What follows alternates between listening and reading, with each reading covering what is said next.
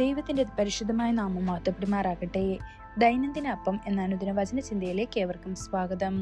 ഇന്ന് അവൻ ശക്തിപ്പെട്ടു എന്ന വിഷയത്തെ ആസ്പദമാക്കി ചില കാര്യങ്ങൾ നമുക്ക് ചിന്തിക്കാം. അതിനാധാരമായ ഒരു വാക്യം വായിക്കാം. റോമർ 4-ാം അധ്യായം 21-ാം വാക്യം. ദൈവം വാഗ്ദാനം ചെയ്ത കാര്യങ്ങൾ ചെയ്യാൻ കഴിയുമെന്ന് അവൻ പൂർണ്ണമായി ബോധ്യപ്പെട്ടു. ദൈവത്തെ മഹത്വപ്പെടുത്തി വിശ്വാസത്തിൽ അവൻ ശക്തിപ്പെട്ടു. ദൈവം നമ്മെ അവന്റെ ശക്തി സ്വീകരിക്കാൻ വിളിക്കുന്നു. എന്നാൽ നമ്മൾ അത് എങ്ങനെ ലഭ്യമാക്കും? മുകളിലുള്ള വാക്യത്തിൽ അബ്രഹാം നമുക്ക് വഴി കാണിച്ചു തരുന്നു. നമുക്കത് ശ്രദ്ധാപൂർവം വായിക്കാം. ദൈവം വാഗ്ദാനം ചെയ്ത കാര്യങ്ങൾ ചെയ്യാൻ കഴിയുമെന്ന് പൂർണ്ണമായി ബോധ്യപ്പെട്ടതിനാൽ അവൻ ദൈവത്തെ മഹത്വപ്പെടുത്തി വിശ്വാസത്തിൽ ശക്തിപ്പെട്ടു. ഈ വാക്യം 4 പ്രധാന സത്യങ്ങൾ എടുത്തു കാണിക്കുന്നു. 1. ദൈവം പ്രാപ്തനാണ്. അവന് അവന്റെ വാഗ്ദാനങ്ങൾ നിറവേറ്റാൻ കഴിയും. 2. പൂർണ്ണ ബോധ്യം. അവന്റെ ശക്തിയിൽ പൂർണ്ണമായി വിശ്വസിക്കുക.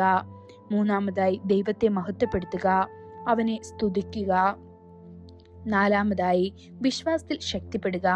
നാം അവനിൽ ആശ്രയിക്കുമ്പോൾ വിശ്വാസം വളരുന്നു. നമ്മുടെ ദൈവം സർവശക്തനാണ്. അവൻ ആകാശങ്ങളെയും സൂര്യനെയും ചന്ദ്രനെയും നക്ഷത്രങ്ങളെയും സൃഷ്ടിച്ചു. തന്റെ ശക്തിയാൽ അവയെ നിലനിർത്തുന്നു.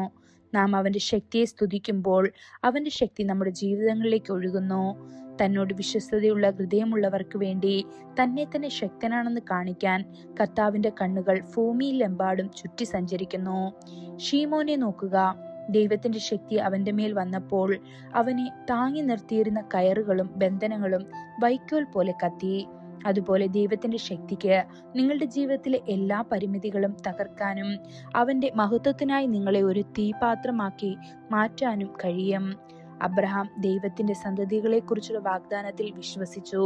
ദൈവത്തിന്റെ ശക്തിയിലുള്ള വിശ്വാസത്താൽ അവൻ എണ്ണമറ്റ ഒരു ജനതയുടെ പിതാവായി.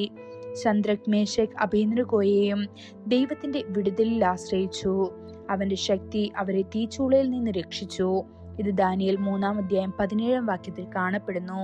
അവർ ധൈര്യത്തോടെ പ്രഖ്യാപിച്ചതുപോലെ കർത്താവ് അവരെ കത്തുന്ന തീച്ചൂളയിൽ നിന്നും രാജാവിന്റെ കയ്യിൽ നിന്നും വിടുവിച്ചു.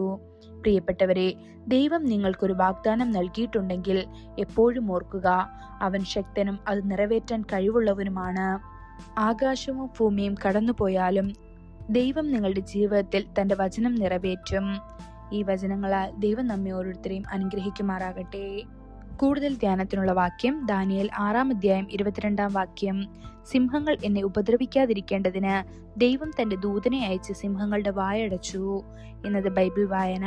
രാവിലെ എഹെസ്കേൽ 35-36 അധ്യായങ്ങൾ.